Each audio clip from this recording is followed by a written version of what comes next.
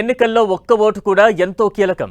ఒక్కోసారి ఒకే ఓటుతో కూడా నేతల తలరాతలు మారిపోతూ ఉంటాయి. అప్పుడు ఆ ఒక్క ఓటు విలువేంటో తెలుస్తుంది. ఇప్పుడు తెలంగాణలో కాంగ్రెస్ ఇదే ఫార్ములా ఫాలో అవుతోంది. రాష్ట్రంలో ప్రతి ఒక్క ఓటు కీలకమని భావిస్తోంది. అందుకే తెలంగాణలో జరుగుతున్న సర్ ప్రక్రియపై హస్తం పార్టీ ఫోకస్ పెట్టింది. ఏ రాష్ట్రంలో లేని విధంగా సర్ ప్రక్రియను పర్యవేక్షించేందుకు ప్రత్యేక కమిటీ ఏర్పాటు చేసింది.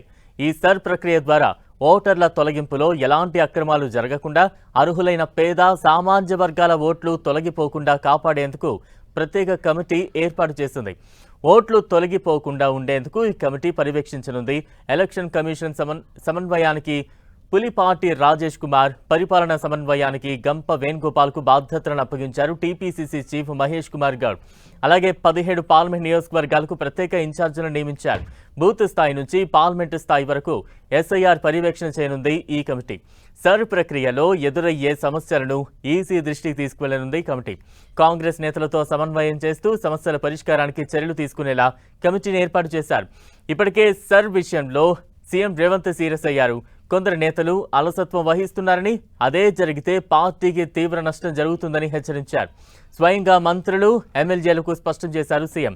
ఎస్ఐఆర్ ప్రక్రియ విషయంలో ఎవరిని ఉపేక్షించేది లేదన్నారు. పార్టీలో ఏ పదవిలో ఉన్నా ఎస్ఐఆర్ విషయంలో గ్రౌండ్ లెవెల్కు వెళ్లి పని చేయాల్సిందేనని అన్నారు. ఇన్ఛార్జ్ మంత్రులు కూడా బాధ్యత తీసుకోవాలని, పని చేయకపోతే ఇన్ఛార్జ్ మంత్రులను కూడా మారుస్తామని ఇటీవల సీఎం హెచ్చరించారు. మొన్నటి వరకు ఇతర రాష్ట్రాల్లో జరిగిన సర్ ప్రక్రియలో లక్షల్లో ఓట్లను తీసేశారు. ముఖ్యంగా అధికారంలో ఉన్న పార్టీలకు ఇది పెద్ద దెబ్బగా మారింది.